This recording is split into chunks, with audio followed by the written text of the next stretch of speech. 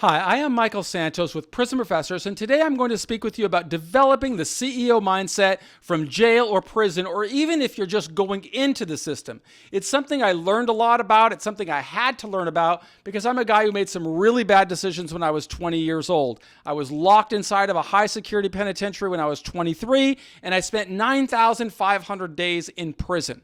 But the lessons I learned about developing a CEO mindset really made all the difference in the world, and I'm absolutely confident they can make a difference for anybody else as well. So it all begins by defining success. When somebody goes into the jail system or goes into the prison system, they're inundated with this negativity, this negative mindset about how to live in jail or prison. And the ordinary advice is to forget about the world outside and to focus on your time inside of the jail or the prison. But that is a recipe that doesn't generally lead to the type of outcome that a person wants. For me, I wanted to be able to come back to society with my dignity intact and have nobody know that I served a day in prison unless I told them. The irony is I now go into jails and prisons to try and influence or inspire or help other people make better decisions. And when I go in there, the people look at me and say, that fool was never in prison. And the reality is they think they're giving me an insult.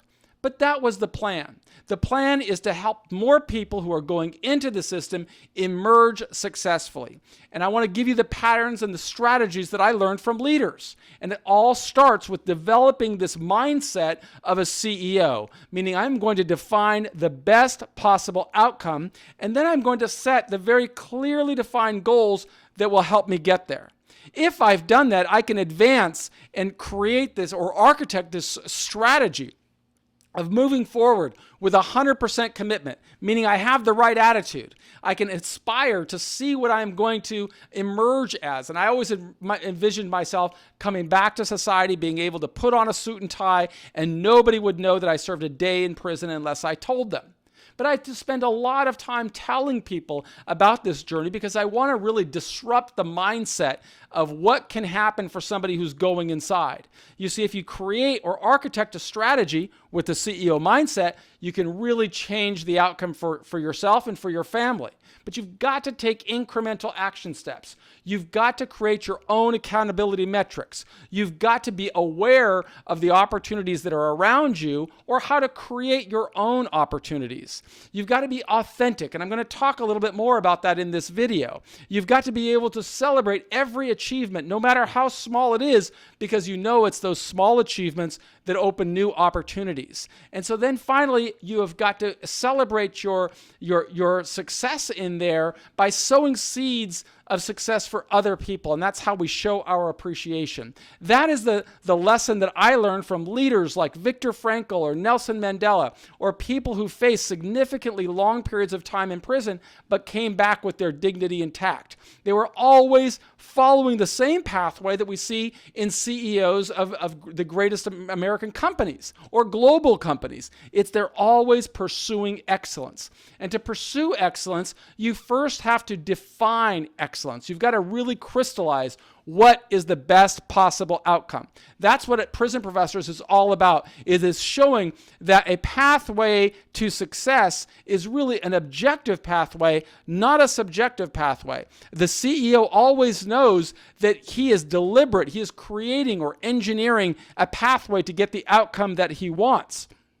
If he doesn't do that, he is effectively sacrificing control of his own destiny and allowing external circumstances to define who he is or what he becomes. And if you want to change that, you really got to start thinking differently. And so we've created at Prison Professors this tripartite strategy, right? Or tripartite strategy with 3 legs. So think of a 3-legged stool. If you lose one of them, that stool doesn't stand. And neither will a person's strategy to succeed while going through jail or prison. What are those 3 legs? That's what I want to talk a little bit about right now. Well, from the CEOs that I have studied, they first have to have that strategy, but it's got to be memorialized with documentation. So I really encourage you to document the pathway to success that you are going to pursue.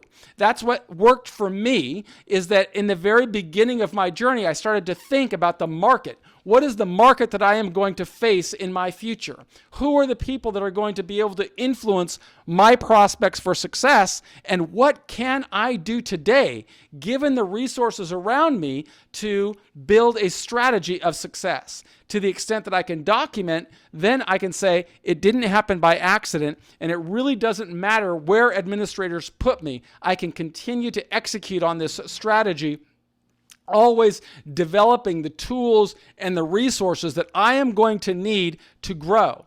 And there are resources always around us. I found that out whether I was in a county jail, whether I was locked in solitary confinement, whether I was in a high security penitentiary, a federal medium security correctional institution, a low security correctional institution, a minimum security camp, a halfway house, on home confinement. Regardless of where I was, there was always an opportunity to develop more tools and resources that would help me execute on that strategy that I documented. And because I could articulate that, I could create new opportunities.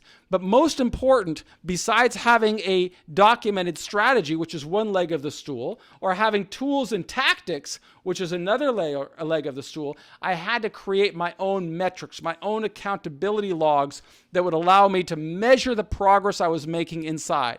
Those are the three prongs that I found could help me traverse 9,500 days in prison, and to do so with discipline, knowing that the decisions I am making today are going to have an enormous influence on what I become in the months, the years, the decades ahead. It helps me develop that mental toughness that I need to reject the criminal lifestyle and reject the culture of confinement and focus on what it is I want to become. That is what is the essence of the CEO mindset, is to always be thinking about what it is I want to become. Who are my board members, right? I've got to create my own board of directors while I'm in there, right? And that's what I would call the mentors that came into my life. That's my board, and I could bounce ideas off of them, or I can listen to them, or I can think about what can I do to help you help me.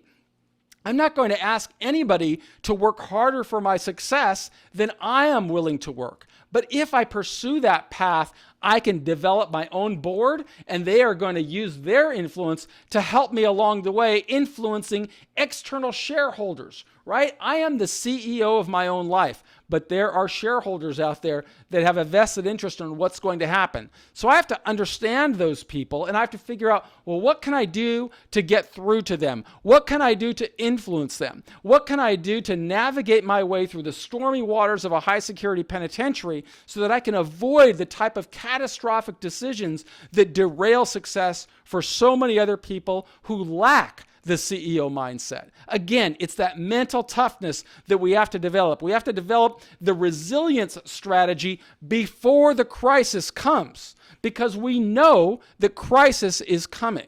A CEO does not hide from the reality of where he is, but rather he understands it. And then he creates a strategy and a mindset to overcome those difficulties. He's always got the big picture in mind. He knows what he's trying to do, and so he's always focusing on how can I develop myself further? How can I develop myself physically, mentally, spiritually, emotionally, so I can get through those challenges? He knows how to build a team of sponsors and a support network around him that will help him overcome and traverse the obstacles that come with being in prison.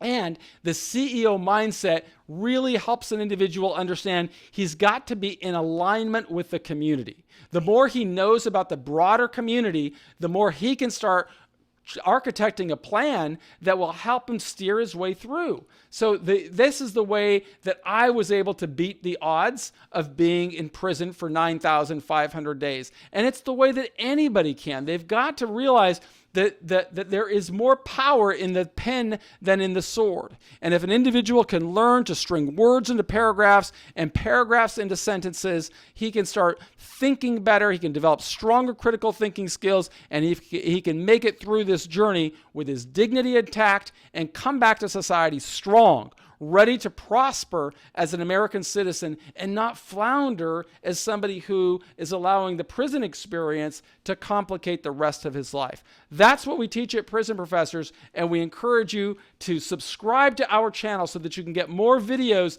every single day. If you ring the bell, you'll get notified when we're publishing new videos where we interview formerly incarcerated people who emerge successfully, where we interview CEOs who open jobs for formerly incarcerated people, where we work hard to live in accordance with a mantra that I learned from one of my mentors, one of my board members, Gandhi, who told us to be the change that we want to see in the world. That's what our team does at Prison Professors, and that's why we believe you should subscribe to this program. And so now I'm going to ask you, leave a comment below and tell us, who are the board members on your journey to success? Is it going to be the culture of confinement that is your board of directors, or are you going to find a board of directors that demonstrates you are the CEO of your own life?